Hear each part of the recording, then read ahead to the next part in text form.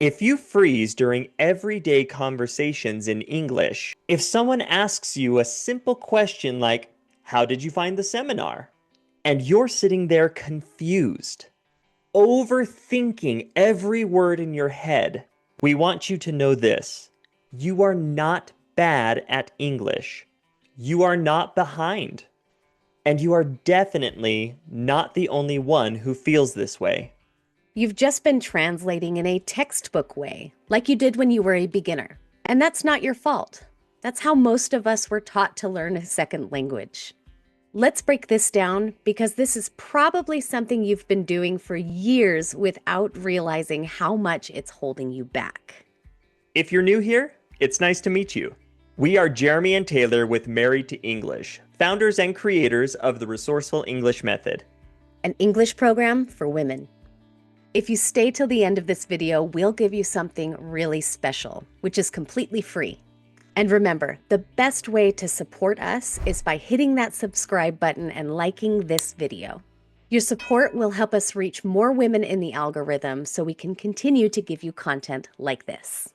Most of the women we work with were taught to learn English by memorizing vocabulary, translating sentences word for word, and focusing heavily on grammar rules. That method might help you pass a test, but it doesn't really prepare you for a fast-paced conversation with native English speakers like us. See, native English speakers don't really speak word by word. We speak in chunks, in patterns, and in phrases that carry meaning and emotion. And if your brain is still trying to translate everything literally, you're going to miss what we are actually trying to say. Let's look at some common examples. Someone asks, "How did you find the seminar?" And your brain immediately pictures something lost. You're wondering if this is a trick question. But we're not asking how you discovered the seminar or what the GPS directions were. We're asking you what you thought about it. We are asking for your opinion. That one phrase, "How did you find it?" It carries a meaning that is different than the traditional definition of the word find. Here's another one. I'm fine.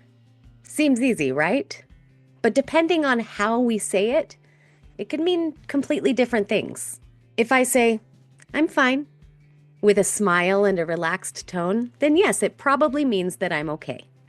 But if I say it while avoiding eye contact or crossing my arms or sighing, I might actually be really irritated or upset.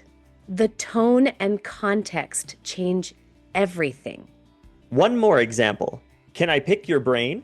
Now, if you translate that literally, it sounds uncomfortable, maybe even violent. But what we're really saying is, can I get your thoughts on something? Or can I ask some questions and learn from you? These are things that textbooks don't always teach. And most language classes don't spend much time on them either. So you're left thinking you must be doing something wrong, when in reality, you just need to start translating a little bit differently. Now let's talk about what that actually means. There are 3 common translation habits that most ESL women fall into. These are the habits that quietly steal your confidence, slow down your conversations, and make you doubt yourself, especially in professional and social situations where you want to sound more fluent and natural. The first one is word for word translation. You try to translate every single word in your head before responding. But English doesn't always make sense that way. The structure is different. The tone is different. And this slows you down and makes you second guess everything. The second is using dictionary English to interpret emotion. You know the words, but you don't feel confident in understanding the emotion behind them. So when somebody says, "It's whatever," or "No worries," you understand the words, but not what they really mean in the moment. You probably already know this because you've seen how often we use idioms and phrasal verbs. And the third is ignoring emotional or cultural subtext. English is full of indirect meaning. We often say one thing, but mean another thing. politely, passively, or even jokingly. And if you're translating too literally, those layers will get lost. You might walk away from a conversation feeling confused or maybe even rejected, just because you missed the subtle cues that we always use. Now, none of this is to make you feel bad. In fact, this should feel like a relief. Because if you've been thinking, why do I understand all the words, but I still feel lost in a conversation? This is your answer. You've been using a method that's built for textbooks, not real-life connections. So, what's the solution? It starts with learning how to hear phrases, not just words. This is something we practice a lot inside of our private program. We teach you how to recognize patterns like, how's your week going? We're not asking you for a copy of your weekly schedule.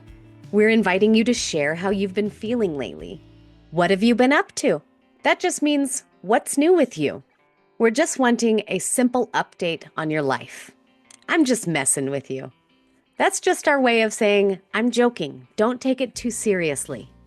When you start listening to English this way, through intention and emotion, not just in logic, it becomes easier to respond naturally. You stop pausing to translate. You start trusting your instinct, and you begin to flow in conversations. You so totally rock, Squirt! Inside our private program for women, we put a lot of focus on quick thinking. We teach women how to stop translating in their heads and instead lead conversations with confidence, clarity, and ease. We practice with real-life examples. We explain the cultural layers. We laugh together when things get confusing. We share a judge-free environment that encourages making mistakes. And little by little, our clients start showing up in English as the strong, capable women that they have always been. All right, we made a promise at the beginning of this video that we would give you a special treat. So here it is.